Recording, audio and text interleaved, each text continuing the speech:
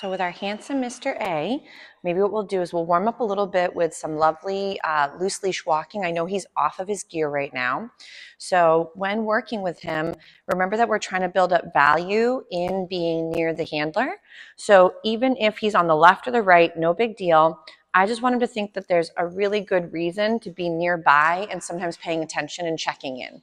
So if in the beginning he doesn't quite orient to you the same way, you could warm up with, again, some find it's. And then as he comes into your space, go yes, and then feed him for being near your body once more.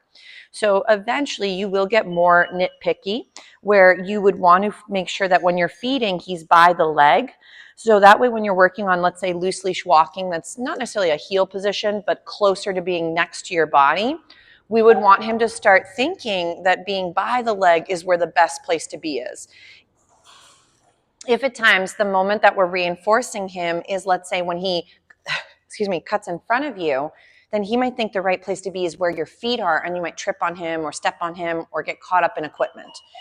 So I would recommend is when practicing, make sure that where and when you're feeding is going to be what you'd like to have happen again, because you want to view, again, these little setups as having their bank accounts that you're depositing information into.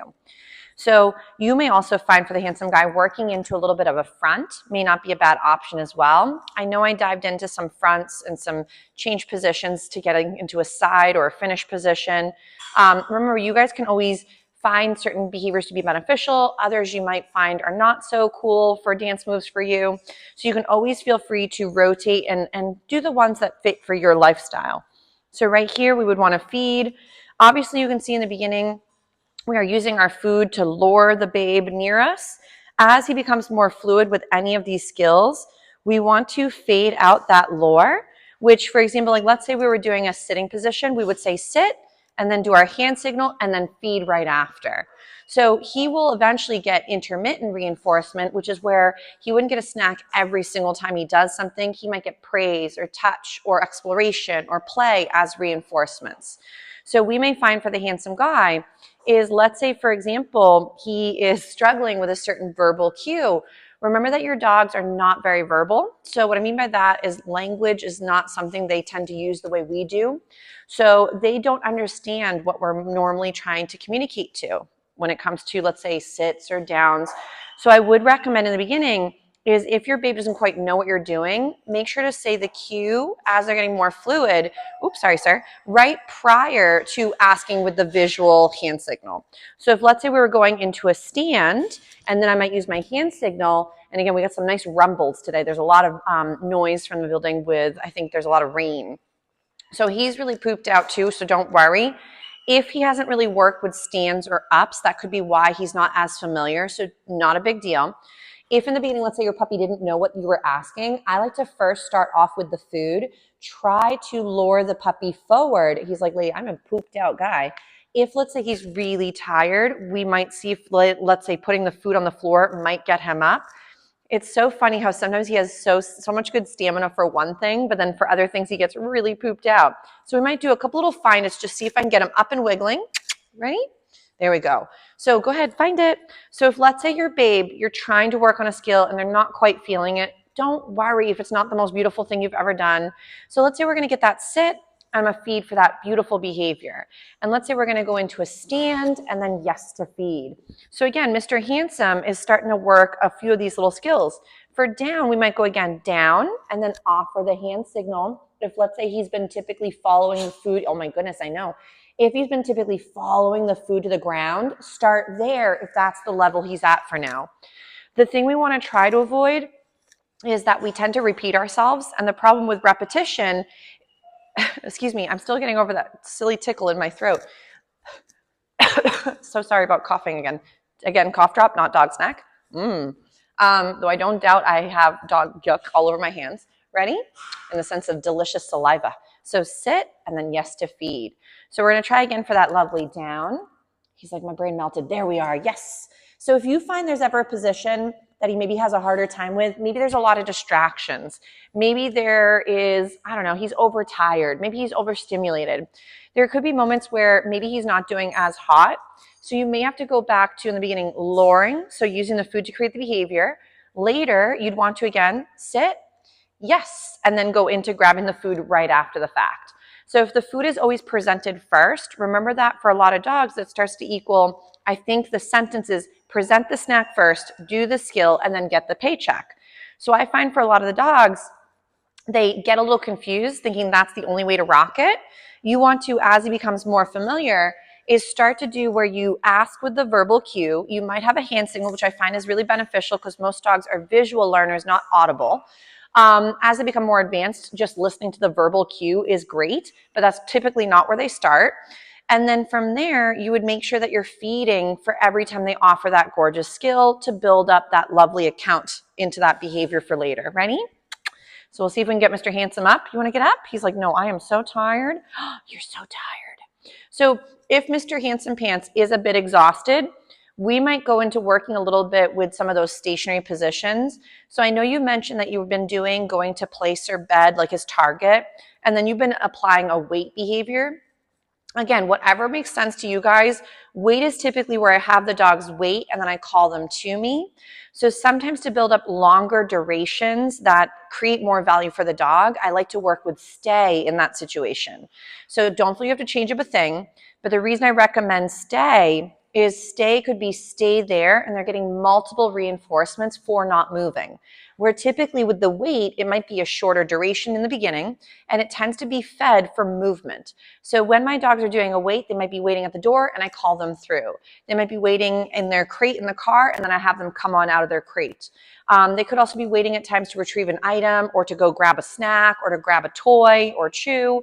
So waiting could be wait until I have you wiggle and move. Stay, I tend to keep for I want to build up value in not moving. So if let's say Mr. Handsome has a really hard time settling as new things happen, then we may find for Mr. A going and working his bed like he's been doing, but then feeding several reps of food while he's there creates more value in the not moving part. So let's say Mr. A is already rather winded. We might go right into a lovely down for the handsome guy. He's like, my brain melted. Ready? Down. He's like, ah.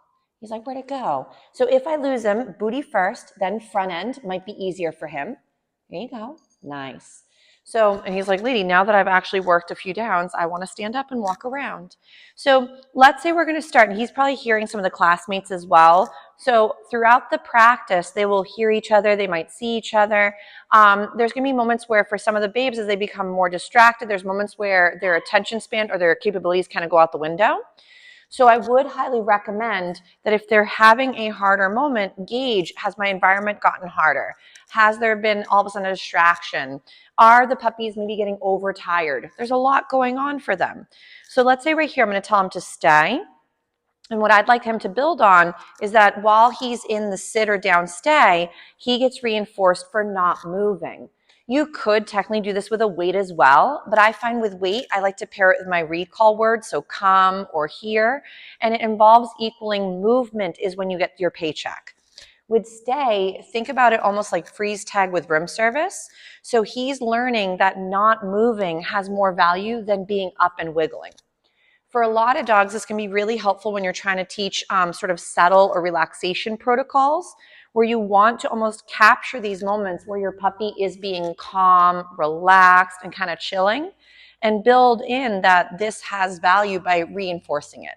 So let's say Mr. Handsome's doing a great job. I might be adding a little bit more difficulty while adding some movement or some distance. If you find that as you do any of this, your dog starts to break a lot, which means they get up and they wiggle, what might be happening is it's too many factors all at once. So I know that we have chatted a little bit about the 3Ds. So there's your distraction levels, there's your distances, and then there's your duration.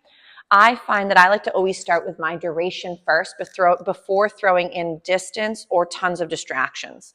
Obviously, in a classroom setting like this, there already are a lot of distractions. There's the building noises, there's the noises outside of the building, there's the odor, there's the other dogs and other pup classmates' wives. So these are a lot of factors going into, can my dog tolerate some of these distractions? And if not, we maybe wouldn't want to add movement or distance for this handsome guy to be successful. I know Mr. Handsome He wants me to have his turn come up next, which he'll be next in the rodeo for practice.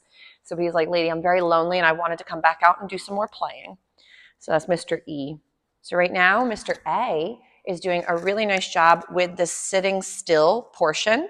So stay would be almost like freeze tag with room service. Statue, stay for safety is kind of how I think about it. So if you're finding he can barely hold his weights because he has, like, again, a wiggly worm situation, weights are great, but I would make it where they're short and sweet. And I would make it where when you call him, that's when he gets his paycheck. So like right now, if I were to call him from his stay, I would pretty much be confusing him and ruining maybe my stay position. So I only feed while the dog is in the stay. When they're done with the stay, I pick a slogan like all done, finished, release, free time, party, whatever slogan you'd like. And then that means they can be all set with being stationary. So like right now, Mr. A is getting a ton of really great snacks for not moving. I'm going to even add a little bit of wiggling around the handsome guy. So that way, getting to be stationary has a lot of really good moments for him, from his perspective. So if he can just sit there like a cute little prince, enjoying his lovely decadent snacks, then why not stay still and enjoy this little session? He's also drooling a little bit. He says they're quite delicious.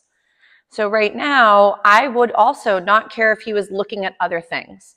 So a lot of people are like, oh, does he have to hold eye contact the whole time while in a stay? No. So if he's doing just, again, yeah, there we go. If he's just getting into vegging and relaxation and staying stationary, he's like, oh, but she's coming back. I would want to make sure that I don't really care about his focus on me right now. I just want his body and his mind to be relaxed and stationary. So if he wanted to look out the window, but then he got distracted, then that might be a moment where I maybe wouldn't set him up so close to such a hard distraction. Make it where the behaviors are going to be attainable depending on the environment around you. If the environment is super challenging, I could have maybe stayed right here, rapid fire, fed him one little crumb after another to reinforce that not moving as his friend next door is trying to wrestle equals this has good value. So again, we're feeding this handsome guy. And let's say I want to end this gorgeous stay because he's been there for quite a while. I would say all done. There's no food given when we're all done. I might wiggle my fingers. I was like, oh, done. So tired. So, but typically I'd want him to get up and break.